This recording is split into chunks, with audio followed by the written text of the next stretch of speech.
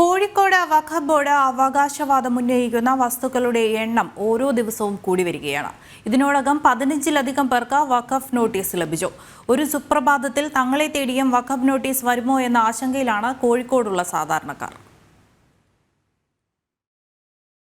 ഒട്ടും പ്രതീക്ഷിക്കാതെ ഒരു സുപ്രഭാതത്തിലാണ് പലരുടെയും വീടുകളിലേക്ക് വസ്തുവിന്റെ അവകാശവാദം ഉന്നയിച്ചുകൊണ്ട് വഖഫ് നോട്ടീസ് എത്തിയത്.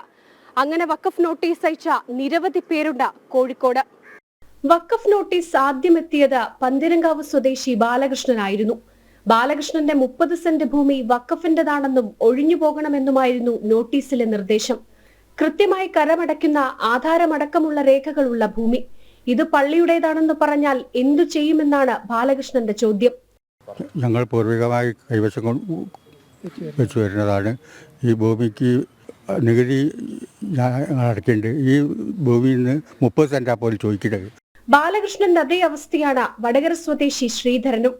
സ്വന്തം വിയർപ്പുകൊണ്ട് കെട്ടിപ്പടുത്ത ഹോട്ടൽ വഖഫിന്റേതാണെന്ന് പറഞ്ഞുകൊണ്ട് വഖഫ് നോട്ടീസ് എത്തി. രേഖകൾ കൈവശമുള്ളത് കൊണ്ട് തന്നെ വഖഫ് ട്രൈബ്യൂണലിനെ സമീപിച്ചെങ്കിലും വിധി വന്നത് വഖഫിന് അനുകൂലമായി. നമ്മളടുത്ത് എല്ലാ രേഖയുണ്ട്. 1965 MP കുഞ്ഞബ്ദുള്ള എന്ന ആളോട് എൻ്റെ അച്ഛൻ ഈരാധാര പ്രകാരം വാങ്ങിയ ആധാരം എൻ്റെ കയ്യിലുണ്ട്. ഞങ്ങൾ കൈവശം വെച്ച് അനുഭവിച്ചു വരുന്ന സ്ഥാപനമാണിത്.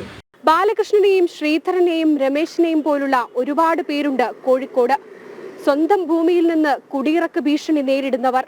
40-50 വർഷമായി വാടക നൽകി കട നടത്തുന്ന 10 വ്യാപാരികൾക്കാണ് ഒരു സുപ്രഭാതത്തിൽ വഖഫ് നോട്ടീസ് വന്നത്.